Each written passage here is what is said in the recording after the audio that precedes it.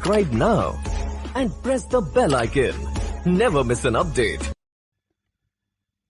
अस्सलाम वालेकुम, welcome to Numan Ali technical channel. और आज की वीडियो में हम बनाएंगे HTML और CSS की मदद से एक लेआउट, कंप्लीट लेआउट, जिसमें मैं HTML5 के कुछ एलिमेंट्स को यूज़ करूंगा। और मैं टोटल 3 मेन एलिमेंट्स को यूज़ करते हुए HTML5 का फ्लोटिंग लेआउट बनाऊंगा।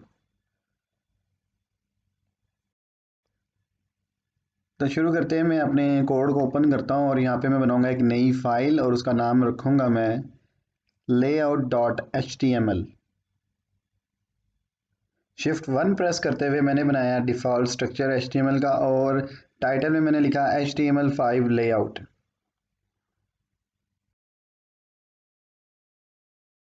बॉडी में आकर मैं यहाँ पे सबसे पहले हेडर बनाऊंगा एक, और हेडर के अंदर मैं H1 यूज़ करूंगा और उसमें मैं लिखूंगा वेलकम टू लेआउट।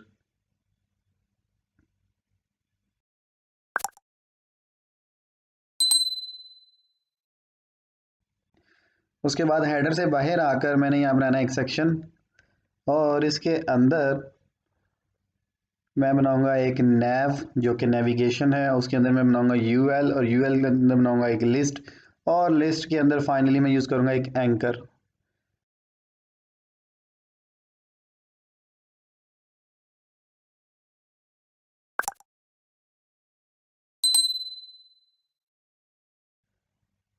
और एंकर, फर्स्ट वाले एंकर का नाम मैं रखता हूँ डैशबोर्ड। इसी एंकर की मैंने मल्टीपल कॉपीज बनाई, और सेकंड वाले का नाम मैंने रखा होम और अबाउट, और लास्ट वाले का नाम प्रोफाइल। और एक कॉपी और बनाता हूँ और यहाँ पे मैं लिखूंगा फीडबैक। नेविगेशन से बाहर आके मैंने यूज़ किया एक आर्टिकल, और आर्टिकल के अंदर मैं यूज़ करूंगा एक स्ट्रॉन्ग, ताकि कोई जो भी इंफॉर्मेशन मैं यहाँ लिखूँ वो बोल्ड करके नज़र आए।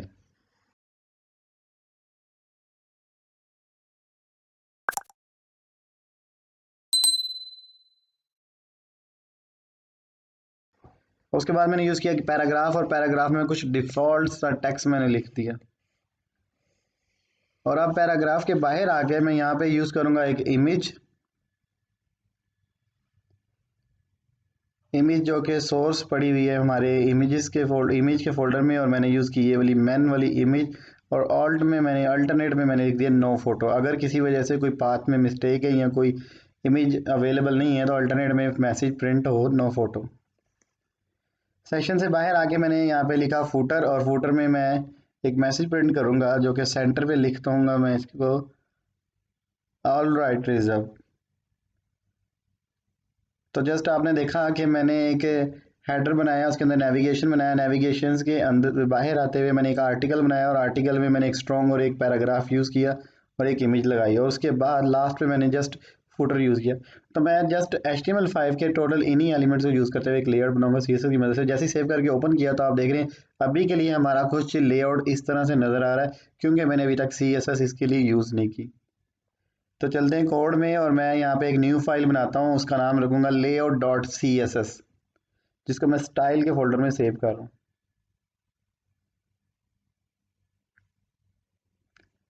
ओके, अब HTML वाले पेज में आके मैं इस layout.css को लिंक कर लेता हूँ इस HTML के पेज के साथ। मैंने href के अंदर जाके पाथ बताई कि स्टाइल के फोल्डर में layout.css वाली फाइल यूज़ करो, और उसके साथ हम टाइप भी यूज़ कर सकते हैं text/css। अगर ये टाइप लिखें तो ठीक है, ना लिखें तो उससे कोई फ़र्क नहीं पड़ेगा अभी के लिए। तो सबसे पहले मैं हेडर के लिए CSS लिखता हूँ, क्योंकि हमने सबसे पहले HTML में हेडर ही बनाया था। तो मैंने लिखा हेडर, और उसका बैकग्राउंड कलर ये वाला। अभी के केस में ना तो मैं क्लास के ऊपर CSS लगा रहा हूँ, ना ही मैं ID के ऊपर, डायरेक्ट एलिमेंट के ऊपर मैं CSS अप्लाई करूँगा। बैकग्राउंड इतनी दो, पैडिंग 30 पिक्सल, और टेक्स्ट अलाइन सेंटर, जो भी टेक्स्ट हो उसको सेंटर पे लाइन करो, और फॉन्ट साइज उसका 35 पिक्सल रखो। सेव करके ओपन करते हैं एक बार ब्राउज़र को, अपने रिफ्रेश किया जैसे ही मैंने, तो आप देख रहे हैं कि हमारी जो CSS थी हेडर वाली वो अप्लाई होगी। इसी तरह अब मैंने नैव जो कि नेविगेशन है उसके लिए CSS लिखनी, मैं लिखता हूँ यहाँ पे नैव डायरेक्ट एलिमेंट। मैंने कहा कि जो नैव का बैकग्राउंड कलर है वो लाइट ग्रे वाला यूज़ करो।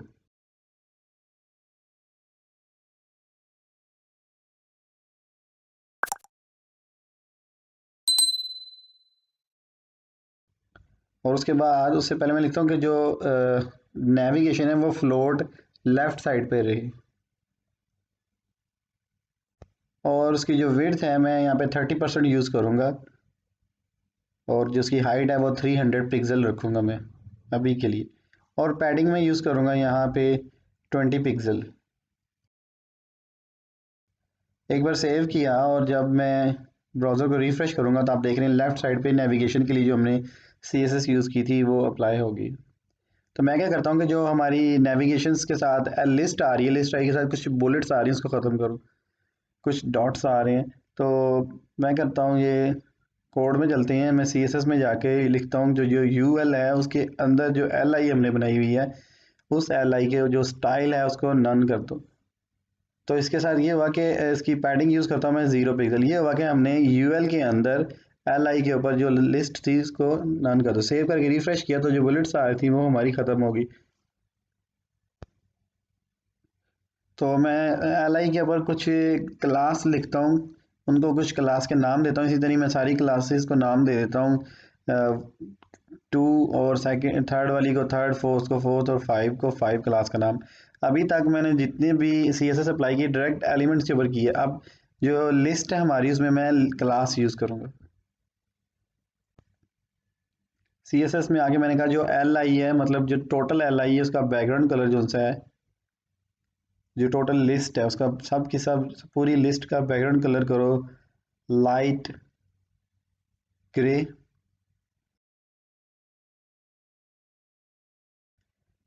और उसके बाद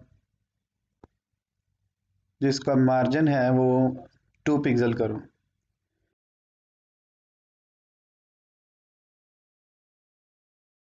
और उसको जो पैडिंग देनी है वो 10 पिक्सल की पैडिंग दो। सेव किया मैंने और रिफ्रेश किया तो आप देख रहे हैं कि जो मेरी पूरी LI थी उसको बैकग्राउंड कलर मिल गया। तो अब मैं क्या करूँगा कि मैं जो बाकी की LI है उसके होवर के केस में उसके ऊपर कलर लगाऊंगा कि जब उनके ऊपर माउस जाए तो वो अपना कलर चेंज करे। तो मैंने कहा जो पहली वाली LI है उसका बैकग्राउंड कलर करो लाइट ग्रीन वाला,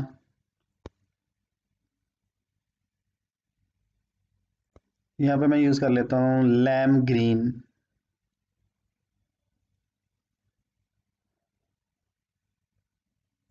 और जब इसके ऊपर माउस आए तो उसका जो कर्सर है वो पॉइंटर वाला बन जाए। रिफ्रेश किया और आप देख रहे हैं आप कि जैसे ही मैं अपनी LI के ऊपर नेविगेशन के ऊपर माउस लेके जाऊंगा तो वो अपना कलर चेंज करेगा। फिलहाल मैंने फर्स्ट वाली को by default green colour he fix कर दिया है। अब मैं इसकी कॉपी बनाऊंगा, और कॉपी बनाने के बाद मैं उसके होवर के केस में उसको यूज़ करूँगा।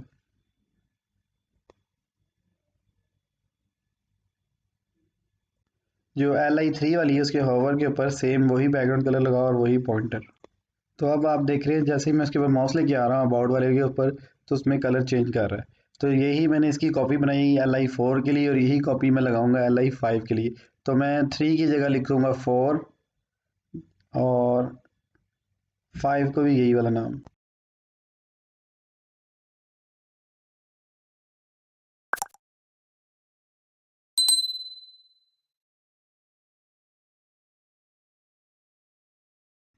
तो अब मैं जब माउस लेके जा रहा हूँ अपनी तमाम LI के ऊपर तो आप देख रहे हैं जिसके ऊपर माउस जा रहा है उसका कलर हाईलाइट हो रहा है और कलर चेंज कर रहा है।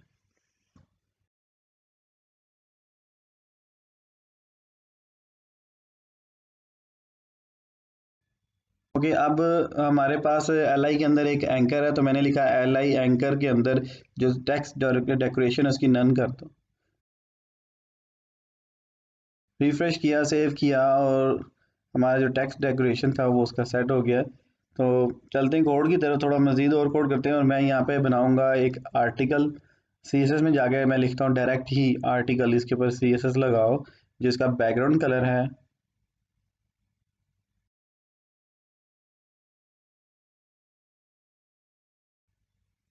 लाइट ग्रे वाला, बैकग्राउंड कलर इसका यूज़ करो आर्टिकल का। ओके, मैं इसका कलर थोड़ा चेंज करता हूँ और मैं इसको ये वाला कलर दे देता हूँ, और इसको मैं कह देता हूँ कि ये जो फ्लोट है वो लेफ़्ट साइड पर ही रहे। सेव किया एक बार, और यहाँ पे मैंने इसकी विड्थ बताई कि 70% विड्थ यूज़ करो, क्योंकि हमने ऊपर जाकर 30% यूज़ कर ली थी विड्थ, क्योंकि एक विड्थ 100% तक हम यूज़ कर सकते हैं। तो मैंने इसकी हाइट बताई 300 पिक्सल हाइट हो, सेम जैसे ऊपर यूज़ की थी। पैडिंग भी 20 पिक्सल, जो कि हमने यहाँ पे विड्थ 30% यूज़ कर ली थी। तो 30% ऊपर यूज़ की और 70% नीचे यूज़ की, तो 100% कंप्लीट होगी हमारे विड्थ। सेव करके रिफ्रेश किया और अब आप देख रहे हैं कि हमारा कुछ डिज़ाइन जो सा है वो कुछ प्रॉपर नज़र नहीं आ रहा, और उसका बट CSS आर्टिकल के ऊपर अप्लाई होगी। तो मैं क्या करूँगा कि मैं जाके यहाँ पे लिखूँगा एक स्टैटिक, कि स्टैटिक मतलब कि पूरी की पूरी वेबसाइट में जितने भी एलिमेंट्स यूज़ किए गए हैं सब के ऊपर CSS अप्लाई करो। क्या करो कि जो बॉक्स साइज़ है उसको बॉक्स साइज़ बॉर्डर बॉक्स कर दो। तो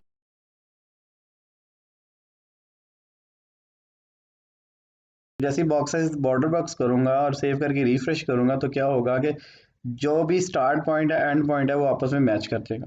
तो आपने देखा जो हमारा आर्टिकल का साइज था वो पहले नीचे आ था, अपनी सेटिंग पर आ गया। 30% नेविगेशन है और 70% बाकी की बॉडी ने, तो 100% कंप्लीट हुआ। कैसे हुआ कि मैंने कहा कि स्टैटिक लगाओ, जितनी भी CSS के HTML के अंदर एलिमेंट्स हैं सबको बॉक्स साइज बॉर्डर बॉक्स करो। अब मैं यूज़ करता हूँ इमेजेस के लिए CSS, तो डायरेक्ट IMG के ऊपर मैं अप्लाई कर दूंगा। मैंने कहा जो इमेज है फ्लोट हो जाए, राइट साइड पे इमेज आए, राइट साइड पे उसकी विड्थ हो जाए 150 पिक्सल और हाइट भी सेम 150 पिक्सल। एक बार सेव किया और ओपन किया ब्राउज़र, रिफ्रेश किया तो हमारी जो इमेज है वो राइट साइड पर आ गई है। तो आप चलते हैं, मैं फाइनल कोड करता हूँ अपने फुटर के लिए। तो मैं यहाँ पर CSS में आकर डायरेक्ट फुटर ही लिख दूंगा, क्योंकि मैं इस अब की बार किसी भी क्लास और आईडी की मदद से नहीं, डायरेक्ट एलिमेंट की मदद से मैं CSS अप्लाई कर रहा हूँ। तो मैंने कहा फुटर का बैकग्राउंड कलर करो ब्लैक,